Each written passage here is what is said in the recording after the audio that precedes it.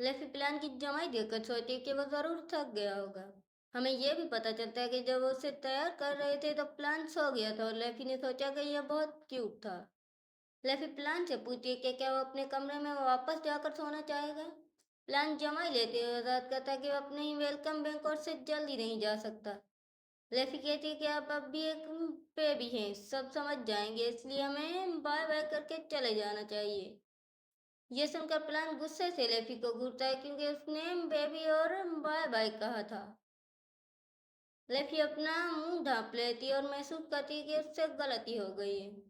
Plan कहता है कि उसने उसे बच्चा समझने से मना किया था। लेफी देखती है कि प्लान अब भी ड्रॉसी है और सोचती है कि यह बहुत प्यारा है। वो उससे कहती है कि उन्हें उसके कमरे में वापस जाना चाहिए और अगर चलना मुश्किल हो तो उसे उठा सकती है। प्लान लेफी का हाथ धकेल देता है और कहता है कि उसे ये जरूरत ना हो। लेफी कहती है कि वो सिर्फ ऑफर कर रही थी। प्लान कहता है कि वो सिर्फ दखल दे रही थी। लेफी मुंह बनाते हुए कहती है कि उन्हें वापस जाना चाहिए। प्लान हाँ में सर हिलाता है। अचानक प्लान रुक जाता है, वो दूर भागता है और उनके पीछे आग में जलती हुई एक स्वॉर्ड की तरफ इशारा करता है। लेफी और मिलाड मुड़कर देखते हैं और देखते हैं कि एक स्वॉर्ड में शोले निकल रहे हैं। उन्हें पता चलता है कि वही नाइट जिसने प्लान की हिफाजत करना चाही थी, स्वॉर्ड का मालिक था। मिलाड चिल्लाता है, बचाओ! अचानक एक जोरदार धमाका होता है। प्लान लेफी पर चिल्लाता है, दूर हट जाओ! जब वो देखता है कि लेफी उसकी तरफ भागी आ रही है, लेकिन लेफी नहीं सुनती और उसके बजाय धमाके से उसकी हिफाजत के लिए प्लान के ऊपर छलांग लगा देती है। प्लान उसे गले लटकेता है। धमाका खत्म होने के बाद हम लेफी को जमीन पर प्लान को गले लगाए हुए देखते हैं। वो दर्द में नजर आ रही है। प्लान कहता है, रुको! वो लेफी को खुद से दूर धकेल देता है, पूछता है कि क्या वो पागल है। लेफी को रिलीफ होती है कि यह खत्म हो गया है। प्लान नौकर पर चिल्लाता है, क्या तुम मुझसे मजाक कर रहे हो? पानी और तौलिया यहाँ लाओ। नौकर फौरन मान जाता है। पानी और तौलिया लाने के बाद प्लान लेफी को पकड़ता है और उसकी ब्लीडिंग को रोकने के लिए पानी और तौलिया इस्तेमाल करता है। ऐसा करते हुए लेफी कहती है कि उसे दर्द हो रहा है। प्लान चिल्लाकर जवाब देता है, हिलना मत। प्लान के लिए लेफी के जख्म को हील करते हुए वो सोचता है कि क्या उसने उसकी बात मानी थी या नहीं। क्या उसने उसे दूर जाने को कहा था?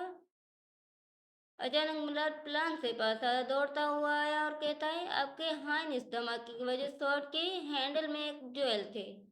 स्केल को देखते हुए ये हाईली प्रोबेबली है कि ये एक आर्टिफैक्ट था। देर के लिए बाहर गया था और वापसी पर उसकी टांग मच गई। मिलर तस्दीक करता है, प्लान इजाफा करता है, शायद उसी वक्त किसी ने उस पर माइंड मैनिपुलेटिंग मैजिक इस्तेमाल की हो। अब जबकि हम जानते हैं मैं उसे सॉल्व करने में उसकी मदद करूंगा। मिलाड मान जाता है। लेफी सोची कि धमाका बालकनी के बिल्कुल करीब हुआ था। उसे यकीन है कि किसी ने प्लान को मारने का इरादा किया था। उसे यह भी इल्म है कि प्लान खुद जानता था कि कोई उसे आज मारना चाहता था, क्योंकि ये वही जगह है जहाँ उसकी वेलकम तकरीब हो रही थी। लेफी प्लान की तरफ देखती है और उसके रद्द-ए-अमल को याद करती है कि वो उस सबके लिए कितना कम था। हमें ये भी पता चलता है कि ये इसलिए क्योंकि प्लान दूसरों की उसे मारने की इंटेंशन से बखूबी वाकिफ है। प्लान लेफी से कहता है, ये पहली बार है कि मैंने तुम जैसा स्ट्रेंथ पर्सन देखा है। जिस किसी लाइफ खतरे में हो उसे भागना चाहिए। तुम मेरी तरफ क्यों भागी? तुम बहुत स्टूपिड हो। लेफी जवाब देती है, मेरा यकीन है कि आप धमाके में नहीं मर सकते थे। प्लान पूछा, इसका क्या मतलब है? प्लान पूछा, इसका क्या मतलब है? लेफी जवाब देती है, आपके हाइनेस धमाके में नहीं मरते। और अगर मैं भागती तो बाद में मेरा सर कलम कर दिया जाता है ना। इसलिए मैंने कैलकुलेट किया कि आपकी थ्रेट धमाके से ज़्यादा सीरियस थी। मैं एक बहुत कैलकुलेटिंग पर्सन हूँ। ये जवाब प्लान को थोड़ा सा अनॉयड करता है और वो कहता है कि वो बहुत बियर्ड है। लेफी कहती है कि वो उसकी केयर लेगी। प्लान जवाब देता है, तुम्हें अपने मुंह में चोट लगनी चाहिए थी। फिर हमें पता चलता है कि शहजादे की वेलकम तकरीब अफरा तफरी में खत्म हुई। इमरा के थ्रू एक सिंपल इन्वेस्टिगेशन हुई। जख्मियों को शाही महल में ट्रीट किया गया। विजॉर्ड ने स्किन का एनालिसिस किया लेकिन कल्प्रिट नहीं ढूंढ सके। नाइट को प्लान के महल के सामने उसकी हिफाजत के लिए तैनात कर दिया गया। उस गहरी रात में जब हर कोई टेंशन और अलर्ट में था, लेफी ने प्लान के कमरे में घुसना डिसाइड किया। कमरे के अंदर लेफी ने प्लान से रिक्वेस्ट की कि वो उसके साथ हो जाए। ये सुनकर प्लान ब्लश होने लगा। उसने पूछा, क्या तुम पागल हो? लेफी ने वजह की कि जब तक उन्हें पता नहीं चल जाता कि एक्सप्रेशन आर्टिफैक्ट कहाँ से लाया गया था, उन्हें केयरफुल रहना होगा। अगर कुछ हुआ तो उसे फौरन उसके साथ भागना होगा। प्लान थोड़ा सा गुस्से से कहता है कि उसने उसे रश नहीं करने को कहा था। लेफी कहती है कि यह सिर्फ एक एक्सट्रीम फैक्ट है। एक बच्चे की बॉडी में भागने की एबिलिटी एक लिमिट होती है। मिलाड बाहर है और वो अंदर है, और मिलाड भी उसे आइडिया से एग्री कर चुका है। प्लान कहता है कि लेकिन वो एग्री नहीं करता। लेफी कहती है कि उससे वोट कर राइट नहीं है। ये सुनकर प्लान और गुस्सा हो जाता है और तकिया फेंक कर चिल्लाता है, बाहर जाओ। लेफी वो तकिया कैच कर लेती है और उसे ये समझती है कि प्लान ने उसके साथ सोने की इजाजत दे दी, और वो शुक्रिया अदा करती है। लेफी प्लान को यकीन दिलाती है कि फिक्र ना करे क्योंकि वो भागने में बहुत अच्छी है। वो तस्दीक करती है, क्या मैंने आपको सिर्फ कुछ घंटे पहले नहीं बचाया था? प्लान इजाफा करता है, तुम जख्मी भी हो गई थी। लेफी मुस्कुराती है और कहती है, लेकिन आप तो नहीं मरे। वो प्लान से पूछती है, अगर मैं जख्मी हो जाती तो क्या आप उसका इलाज करते? फिर हम एक फ्लैशबैक देखते हैं जहाँ नौकर ने प्लान को बताया कि विजर्स आ गए हैं, और विजर्स को हुक्म दिया कि फौरन लेफी के जख्म का इलाज करें। विजर्स थोड़ी कंफ्यूज हुए और वजाहत की कि वो एक्सप्रेशन की इन्वेस्टिगेशन करने आए।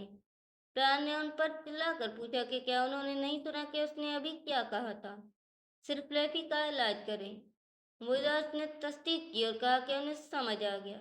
उसके बाद हमें पता चलता है कि विजर्स ने लेफी के जख्म का इलाज किया, हालांकि ये फेटल वाउंड नहीं था। लेफी ने सोचा कि जल्दी ठीक हो जाना अच्छा है।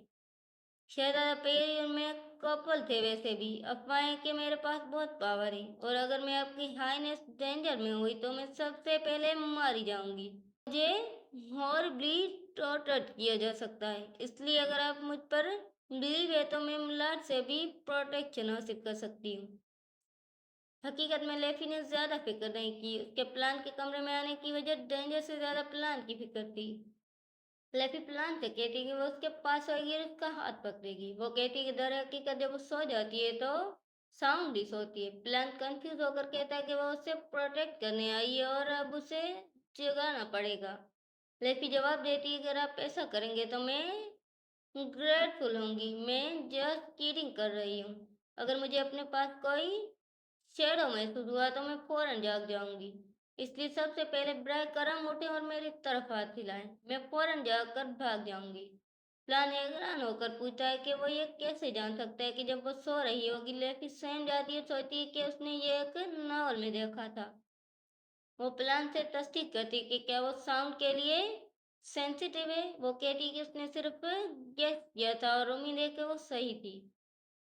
हमें पता चलता है कि प्लान आसानी से कड़कड़ाहट की आवाज से जाग जाता था।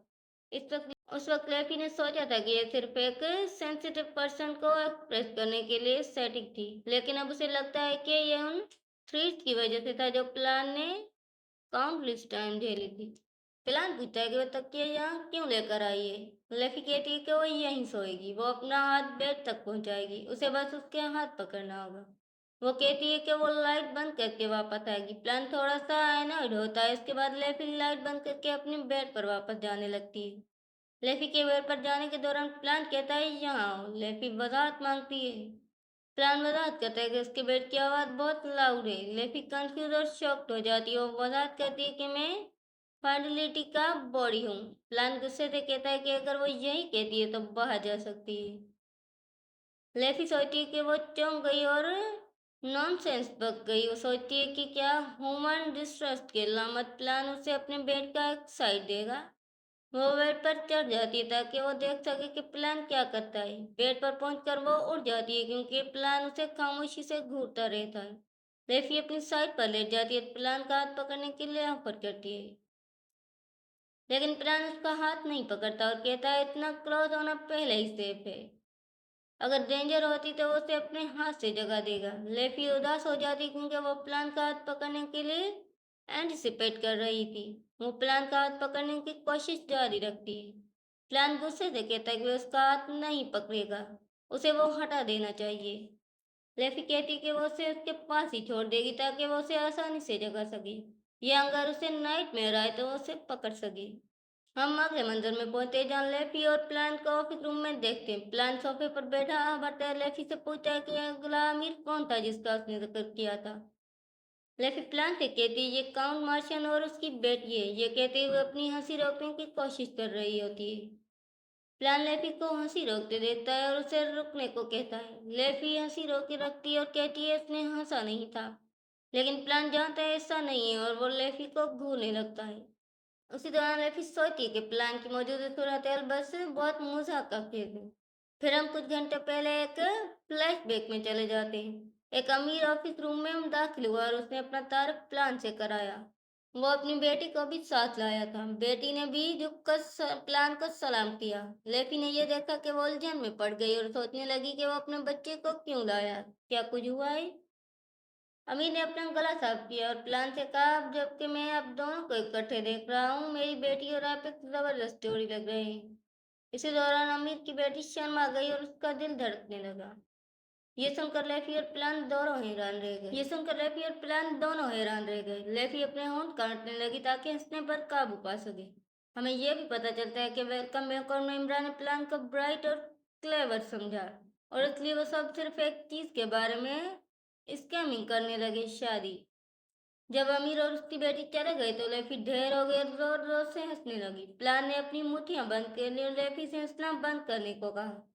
हम प्रेजेंट में वापस आते हैं और जानते हैं कि लेफी के ऐसे ही कई मीटिंग के बाद वो आखिरकार हंसना बंद करने में कामयाब हो गई। लेकिन फिर भी ये सूरत उसके लिए बहुत फनी है। लेफी प्लान से कहती है, लेकिन कम से कम काउंट मार्शल माजी में इंपेरियल गार्ड का वाइस कैप्टन था। क्या आपको नहीं लगता कि वो इन्वेस्टिगेशन में मदद कर पाएगा? प्लान चाय की जिसकी रहते लेफी से कहता है कि वो आतिफ डेटिस का एक वेजल है। ये सुनते ही लेफी ने वो मीटिंग पेपर फाड़ दिया जो मार्शिन के साथ तय थी और कहा फिर उसका कोई फायदा नहीं होगा। हमें ये भी पता चलता है कि लेफी की बात कर रही है इन्वेस्टिगेशन वेलकम बैंकोट में होने वाली एक्सप्लोशन इंसिडेंट से मुतल्लिक है और चूंकि एक्सप्लोसिव ले जाने वाला नाइट मारा गया था, इसलिए वो असल कल्प्रिट का पता नहीं लगा सके। चूंकि गार्ड को शॉर्ट नोटिस पर मुंतखब किया गया था, इसलिए उनमें मुलाट समेत सिर्फ 3 ही थे और चूंकि उनमें से एक मारा गया उस वक्त ग्राउंड को कवर करने के लिए एडिकेट मैन पावर नहीं थे। लेफी जैसे ही मीटिंग पेपर को क्रम्पल करती है सोचती है कि जो नाइट मारा गया वो बाहर पेट्रोल करने का जिम्मेदार भी था, इसलिए उनके पास ये जानने का कोई तरीका नहीं कि उसका सामना किससे हुआ। हमें यह भी पता चलता है कि अगर ये इसलिए हुआ कि मिलाड के पास एडुकेट लोग नहीं थे, इसलिए उसे इंसिडेंट को दिल पर लिया और खुद को रिस्पॉन्सिबल महसूस किया। इसका कफारा अदा करने के लिए वो एक प्रॉपर गार्ड रेगिमेंट तैयार कर रहा है। वो ट्रायोस बिजी होल्ड कर रहा है। लेफी अपना सर हिलाती है, सोचती है कि मजीद स्किल नाइट का होना यकीनन रिसोरिंग होगा। अचानक एक नौकर ने दरवाजा खटखटाया और प्लान को बताया कि मार्शन जल्द पहुंच जाएगा। यह सुनकर लेफी ने प्लान से कहा वो अपनी बेटी को ला रहा है जो 5 साल की है। प्लान ने कहा मुझे परवाह नहीं है। लेफी ने कहा कि आप नहीं जानते कि फ्यूचर क्या लेकर आएगा, इसलिए आपको अच्छी तरह देख लेना चाहिए। यह सुनकर प्लान गुस्से में चिल्लाया, अगर मैं ऐसा करूं तो मैं एक मैडमैन हूंगा, वो सिर्फ 5 साल की है। लेफी ने वजाहत की, टेक्निकली वो आपसे ओल्डर है क्योंकि आप सिर्फ 4 साल के हैं। ये सुनकर प्लान और गुस्सा हुआ और चिल्लाया, चुप हो जाओ। इसके बाद लेफी ने गला ढूंढा और सोचा कि उसने उसे चुप रहने को कहा है, लेकिन उसे लगा जैसे उसने क्रॉस कर दिया हो। उसे दौरान प्लान का सर फट रहा था और उसने लेफी से कहा कि अगर वो मन सेंस स्पेविंग है करती रहेगी तो वो जाकर आराम कर सकती है। लेफी ने कहा कि वो वाकई बिल्कुल ठीक हो गई है। प्लान ने हाथ हिलाकर इनकार किया और पूछा कि वो वाकई सोचती है कि एक्सप्लोशन की इंजरी इतनी जल्द हील हो सकती है। लेफी ने सोचा कि प्लान इसका अक्सर जिक्र करता है कि मैजिक हीलिंग इंटरनल इंजरीज को मुकम्मल तौर पर हील नहीं कर सकती। ये और प्लान को यकीन दिलाया कि वो वाकई ठीक है। उसने कहा, आप जरूर मुझ पर और प्रोटेक्टिव है। प्लान ने जवाब दिया, मैं तुम्हें इसलिए भेज रहा हूँ क्योंकि तुम नोइसी हो। ये सुनकर लेफी ने मुंह बनाया और थोड़ा उदास हो गई। अचानक मार्शल ने दरवाजा खटखटाया। लेफी ने कहा, अंदर आए। एक और अमीर अपनी बेटी के साथ अंदर आया और प्लान से कहा, मैं चाहता हूँ कि घर आना एट फ्लोरिश करे। प्लान ने उसका शुक्रिया अदा किया और कहा कि लंबा सफर एग्जॉस्टिंग रहा होगा। इसी दौरान अमीर की बेटी ने प्लान की तरफ देखा, शर्मा गई। लेफी ने यह देखा और ग्रीन करने लगी। उसने प्लान से आस्ते आस्ते कहा, अब एक और लिटिल लेडी आपकी लव में पड़ गई है। प्लान ने हाथ हिलाकर इनकार किया और कहा, मैंने तुम्हें इन चीजों के बारे में बताने से मना किया था। मार्टिन अपनी बेटी के साथ सोफे पर बैठ गया। बैठते हुए उसने प्लान से कहा कि वह उसके बारे में फिक्रमंद था, लेकिन वो खुश है कि वो ठीक है। प्लान ने इत्तेफाक किया। उसी दौरान मार्शन की बेटी ने मुंह बनाया और अपनी लटकती हुई टांगें हिलाने लगी। अचानक उसने पास की मेज पर लात मारी और दर्द से चिल्लाई। वो नाक सूखने लगी। प्लान से कहा कि उसे दर्द हो रहा है, लेकिन प्लान ने मार्शन की बेटी में कोई इंटरेस्टेड नहीं दिखाया और चाय पीती रही। मार्शल ने अपनी बेटी से पूछा कि क्या वो ठीक है। उसकी बेटी ने महसूस किया कि प्लान की अदम दिलचस्पी से वो एम्बेरस्ड और अपसेट हो गई। लेफी ने सोचा कि वो देख सकती है कि मार्शल की बेटी अपनी पूरी कोशिश कर रही है, हालांकि प्लान उसे इग्नोर कर रहा है। लेकिन उसका ख्याल है कि एक दूसरी यंग लेडीज के मुकाबले में जो उस पर पड़ गई थी वो मुझसे कलमर है। लेफी के ख्याल था कि ये इसलिए हो सकता है कि उनसे 1 साल बड़ी है। हमें पता चलता है कि मार्शियन की बेटी का नाम डेजी है। जब उसने कोकी पकड़ने के लिए हाथ बढ़ाया तो लेफी ने सोचा कि बुकमैन डेजी प्लान की तवज्जो हासिल करने में कामयाब नहीं हुई। चाहे उसने कितनी ही कोशिश की, लेकिन डेजी ने हार नहीं मानी। डेजी ने सर झुकाकर प्लान से पूछा कि कौन सी कोकी ज्यादा मजेदार है। लेफी ने कहा, चॉकलेट चिप कोकी अच्छी है, ये स्वीट है। डेजी ने लेफी को मुकम्मल तौर पर इग्नोर करते प्लान से पूछा कि उसे कौन सी कॉफी खानी चाहिए। प्लान पहले तो खामोश रहा, फिर बोला, तुम जो चाहो खा सकती हो। उसी जवाब से डेजी मायूस हो गई। उसने कहा कि अगर उसने इसलिए एक नहीं चुना तो वो चूज नहीं कर पाएगी। लेफी ने घबराहट में डेजी से कहा कि वो बस एक उठा ले, लेकिन डेजी डटी रही और वजह की कि वो तब तक नहीं कर सकती जब तक प्लान उसे न बताए कि कौन सी। प्लान ने आह भरी और डेजी से कहा, चॉकलेट चिप कुकी खाओ। यह सुनकर डेजी बहुत खुश हुई और उसने इत्तेफाक किया। उसने चॉकलेट चिप कुकी को आधा किया और आधे कुकी प्लान की तरफ बढ़ाते हुए कहा कि वो भी कुछ ले सकता है। यह सुनकर प्लान ने पीछे मुड़कर डेजी को इग्नोर कर दिया। लेफी ने यह देखा और थोड़ी हैरान हो कि प्लान ने उसे इग्नोर किया। डेजी कांपने और हिलने लगी। उसने कुकी हिलाते हुए प्लान पर फेंक दी और उस पर चिल्लाई। लेफी ने फौरी तौर पर देखा और प्लान को आगाह किया। उसने कॉकी को प्लान से टकराने से रोकने के लिए अपने हाथ से कैच कर लिया। उसने क्विक रिएक्शन ने रूम में मौजूद सबको हैरान और शॉक कर दिया। लेफी को यकीन आ रहा था कि उसने वाकई चॉकलेट कॉकी कैच कर ली है। लेफी ने सोचा कि डेजी की अनबिलीवेबल वीक थ्रो एक एक्सपेक्टिंग ट्रिक शॉट में बदल गई। उसने प्लान को कुकी पेश की और कहा कि यह उसके मेहमान की तरफ से है। यह सुनकर प्लान स्पीचलेस हो गया। लेफी ने झुककर ऑकवर्डली कुकी एक प्लेट पर डाल दी। उसी दौरान मार्शल ने सबोनी लगाकर अपनी बेटी की डेजी से कहा कि वो ऐसा नहीं कर सकती। उसने उससे दरख्वास्त की कि ना करे। मार्शल ने प्लान से कहा, मैं बहुत मोहरत खा हूँ। उसने उससे दरख्वास्त की कि ना करे। मार्शल ने प्लान से कहा, मैं बहुत मोहरत खा हूँ आपकी हाईनेस, मेरी बेटी अभी बहुत छोटी है और इमेच्योर है। ब्राय करम उसके लिए मुझे ब्लेम करे। यह सुनकर प्लान ने अपनी चाय मेज पर रखी और जवाब दिया, बिल्कुल। पहला, तुमने इस रूम में दाखिल होने से पहले बिहेव करने को नहीं कहा। दूसरा, तुमने अपनी मैच्योरिटी पर नजर नहीं रखी। तुम्हें इन दोनों बातों की रिस्पॉन्सिबिलिटी लेनी होगी। शायद इस बार भोंक भोंक अच्छा रहेगा। मार्शिया ने जवाब दिया, मैंने अभी एक नई कंपनी शुरू की है, इसलिए मुझे बहुत सी मीटिंग में बोलना होगा। ब्राय करम मुझे भोंक भोंक कहने पर मजबूर ना करें। ये जवाब सुनकर प्लान ने मार्शन की तरफ देखा, जिससे वो कांपने और लड़ने लगा। प्लान ने कहा, मैं ये आप पर छोड़ता हूँ कि दूसरी इमरा को बता दें कि वो अपने बच्चों को मुझसे मिलाने न लाए। मार्शन ने वजाहत मांगी। प्लान ने कुकी तोड़ने होते वजाहत की, आज के बाद अगर कोई और अमीर अपने बच्चों को यहाँ लेकर आया तो उसका सर उसकी कोकी की तरह हो जाएगा। ये वजाहत सुनकर मार्शन हाँफा और चलाया। मैं समझ गया। वो अपनी बेटी के साथ दरवाजे की तरफ भागा। रास्ते में झुका और प्लान का शुक्रिया अदा किया कि उसने उसे समझा। उस दौरान डेजी ने प्लान की तरफ एक नजर डाली। जब वो चली गई तो प्लान ने सोफे पर फिसलते हुए राहत की बड़ी आह भरी। उसने अपना माथा रगड़ते हुए लेफी से कहा कि उसे इन्हें बताना पड़ेगा कि अब सिर्फ एक किस्म की कुकी पेश करे। लेफी ने कहा, चॉकलेट चिप कुकीज अच्छी रहेंगी। यह सुनकर प्लान थोड़ा अनॉयड हुआ। लेफी ने मुस्कुराते हुए जवाब दिया, लेकिन आपने इस लिटिल लेडी पर कभी अपनी आवाज नहीं उठाई, ये काबिल तारीफ है। हमें पता चलता है कि सिर्फ आज ही काफी सारी यंग लेडीज प्लान पर फरिश्ता हुई। डेजी पहले थी जिसने उस पर कुछ फेंका, लेकिन पिछले कुछ दिनों में उसकी तवज्जो हासिल करने की कई इस तरह की कोशिशें हुई थी। हालांकि उसे गुस्सा होने का हर हक था।